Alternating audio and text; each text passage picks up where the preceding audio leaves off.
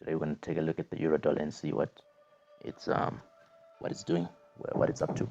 So right now you can already see, so we're on the daily chart, and just pointing your eyes to this structure right here. So this is a consolidation, right? It's not your normal consolidation, your clean up and down structure like that, right? This is more of a inclining consolidation, a flag, a pennant, whatever you want to call it, right? And right now the market is distributing and accumulating at the same time, right? So similar structure to what we had up there, although this didn't take as long as this is what we're having here. And then we had this displacement to the upside, right? This rally to the upside here, and a lot of people were assuming that price might want to come to this area here. So if I could delete that, a lot of people would assume that price has to retrace all the way here for us to expect some down movement, and that's not necessary, right? I would classify this as a good enough retracement to the upside, and the market is it's pretty much justified to move to the downside. That's what I'm expecting. So we got the retracement, or rather consolidation slash retracement taking place, and let's have a look at the dollar real quick on the other tab. Let's see.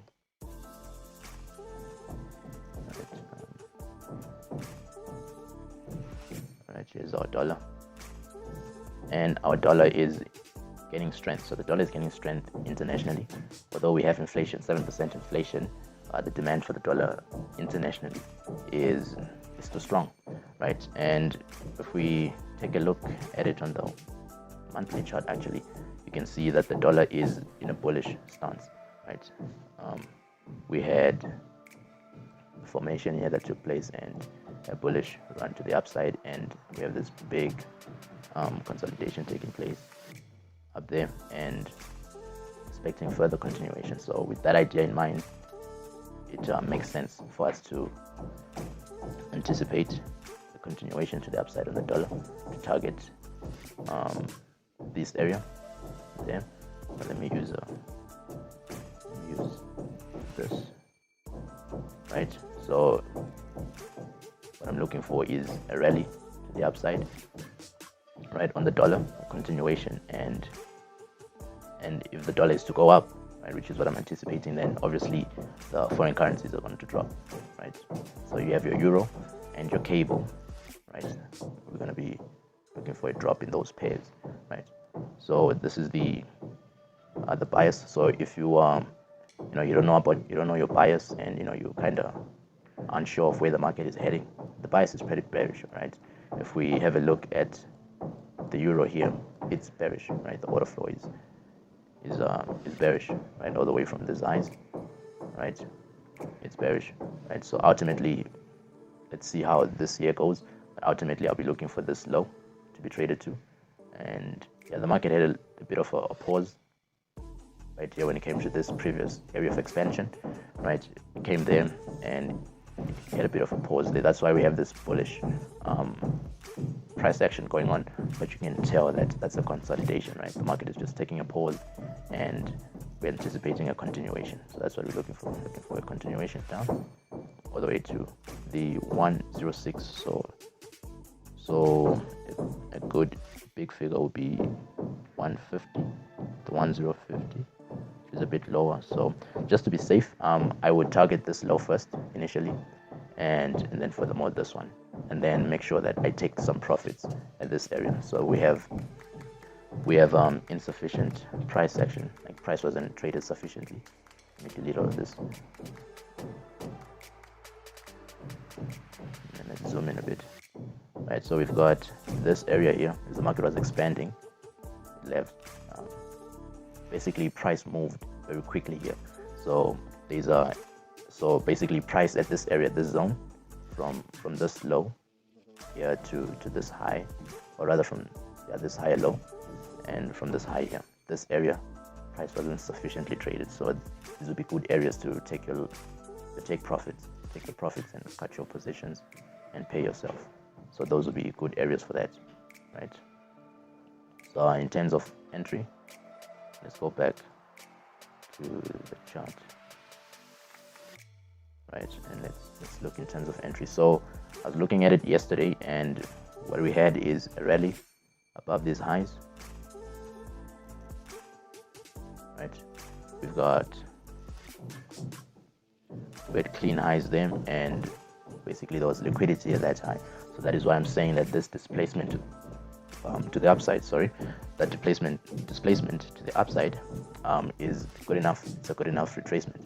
Basically, the market wanted to get some liquidity above these highs, these nice clean highs.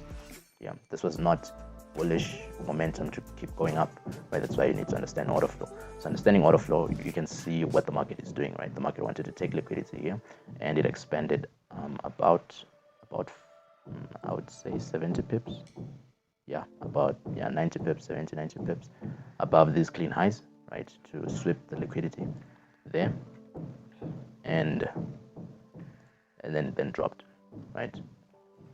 So let's outline that, and then I'm gonna post this chart in the group, right? So we had that displacement to the upside. The market took liquidity above that high, like so, right? Now I want you to pay attention to this candle right there, that bearish candle right there. I want you to pay attention to that. That is the candle that you would in fact start looking to take yourself positions at, monitoring the reaction from there, right? So I want you to see the reaction price traded to that candle. It's quite clean, right? Obviously it wasn't perfect, it wasn't a hit, to the candles low here, right? It wasn't a hit perfectly there, and then a nice clean drop. Obviously price has to be messy around, do its thing, but basically what happened is that we had a swing high here that took place. It's a lower high, right? We have a swing taking place. Whenever you have swings in the market, that's a sign of the market shifting, the market telling you that it's a turning point in the market, basically. So it's telling you that it's looking to go bearish, right?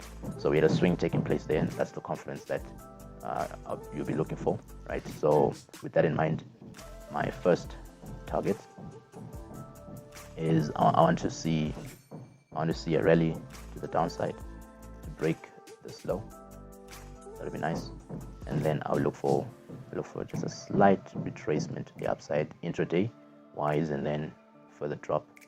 And my first area to take profit will be at this low, and I will be looking for 50 pips below that low. So if we say 50 pips, we're looking at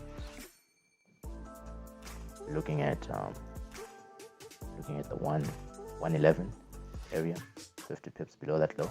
This will be my first take profit, and then second take profit there, and obviously leaving some off for the position trade all the way to the 106, I believe, that area. So I'm bearish on the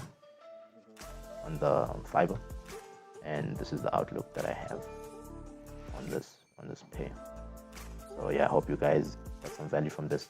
I'll post this chart, and yeah, you just basically studied the two confluences, or rather three, I would say. Is you have your liquidity grab, displacement to the upside, swing high, and then you have your key candle here, swing high there. Now you could aggressively enter here, which I wouldn't advise.